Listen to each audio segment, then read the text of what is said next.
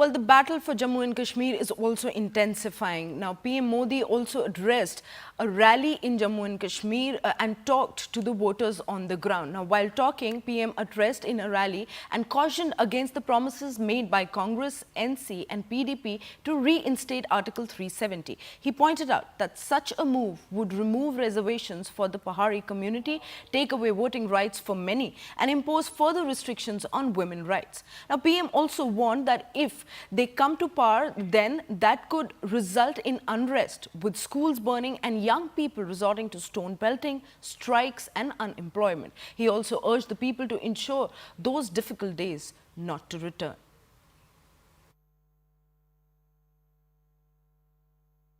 जम्मू कश्मीर का इस बार का विधानसभा चुनाव 3 खानदानों और जम्मू कश्मीर के नौजवानों के बीच में है। ये 3 खानदान,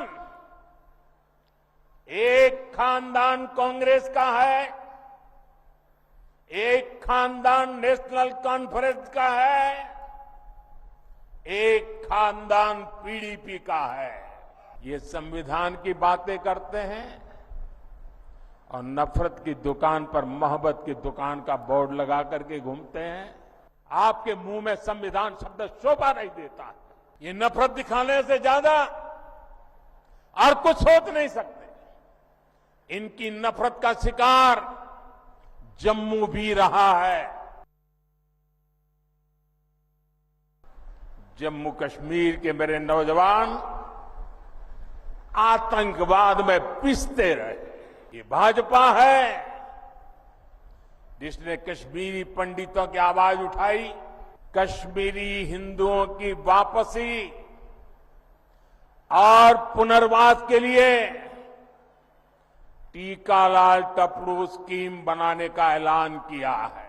मैं चाहता हूं यहां का हर बच्चा खूब आगे बढ़े, इसलिए बीते 4-5 साल में ही भाजपा सरकार ने यहां अनेकों नए स्कूल खोले हैं, बहुत सारे कॉलेज बनवाए हैं।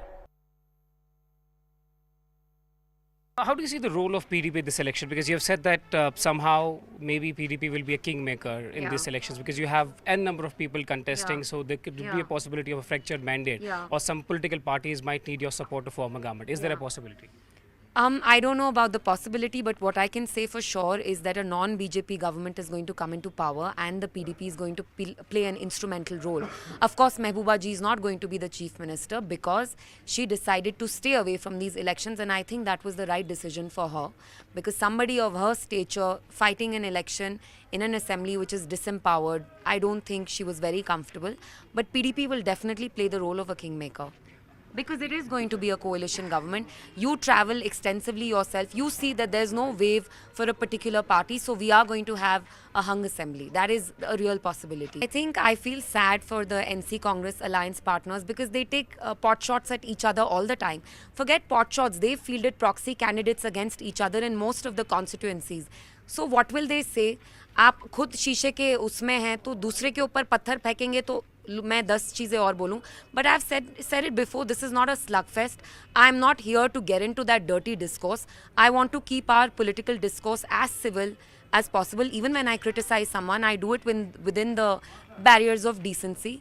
But you can see the coalition is in tatters. NC Congress ka, they take pot shots, they're fielding proxy candidates, so I have nothing to say to them. Do you think 370 still resonates with people? Do people talk about 370? Of course it does. There's a sense of humiliation. They feel that they were collectively punished and humiliated. So 370 will always hold a very special place in their hearts. But having said that, there are local issues as well that need to be solved. statehood restoration is the big thing that everybody is talking about, be it in the valley, be it in Jammu area, be it in the hills or be it in the plains. Prime Minister, Home Minister, both are on record to say that there's no question of denying Jammu and Kashmir statehood. Yet, why doubt is persisting? Why is National Conference and Congress still questioning your intention? Because of the kind of executive orders that have come in, the appointment of the DGP, the LG getting more power, they are still, in a doubt whether we'll see a Delhi-like situation in Jammu and Kashmir, UT with an assembly. No, as you rightly said, once the Prime Minister has said that the statehood would be restored, which he did, of course, in the rally at Doda yesterday. He also did so when he addressed a massive rally in Srinagar at Bakshi Stadium about 6 months back. And of course, Home Minister has been repeatedly reiterating it on the floor of the Parliament. But in spite of that, if they say so, they are in fact trying to manufacture a narrative as if, so that, because they know for sure that the statehood is going to happen. So they are trying to manufacture a narrative so that they can then claim that, look here, we put the pressure on the government, so we got it. I mean, it's a very old trick among the politicians. But as I said the other day, some of these politicians are still trying the tricks of the last election, but the voter has moved on. And therefore, the easiest question one should ask them is, once it has already been said that you are getting it, why are you demanding it? So they are demanding which has already been granted. So they are demanding in order to make the people believe that, look here, they are not giving, we are demanding, so that they now know that's going to happen. It's just like, when you know that some project is going to be announced after 3 days. So like a smart politician, I would say, I am demanding this because I know the order is in offing. So it's like that. But I don't think these tricks sell nowadays. So Jammu and Kashmir Chief Minister, whoever is elected in this assembly election, will have the same power that a Chief Minister in Rajasthan, Punjab, Bengal has? Of course, why not? In fact, he would rather mentally, physically, functionally feel like and behave like more as any other Chief Minister. हर जगह नौजवान समझते हैं कि PDP वाहिद जमात है जिसने जवानों की बात की है, जवानों की हिफाजत की है, जवानों को बंदूकों के बीच में से बाहर निकाला है। और आज भी मैं उमर साहब को चैलेंज देती हूँ, मैं कहती हूँ आपने अपने दौर में हजारों नौजवानों के खिलाफ एफआईआर दर्ज किए। महबूबा मुफ्ती ने बीजेपी सरकार के साथ हाथ मिला के 12,000 एफआईआर वापस लिए। अगर उसको जुर्रत है तो मुझे बताइए, एक एफआईआर वापस करके दिखा दे मुझे। जब बीजेपी को इन फैमिलीज में से किसी की मदद की जरूरत थी, तब हम बर्बादी के जिम्मेदार नहीं थे। अभी मुश्किल से 5-6 साल हो गए पीडीपी के साथ, तो बीजेपी का जम्मू कश्मीर में रिश्ता था, तब उनको पीडीपी में कोई खराबी नजर नहीं आई। जब वाजपेयी साहब को मिनिस्टर बनाना था और उनकी नजर मुझ पे पड़ी, तब हम में कोई खराबी नहीं थी।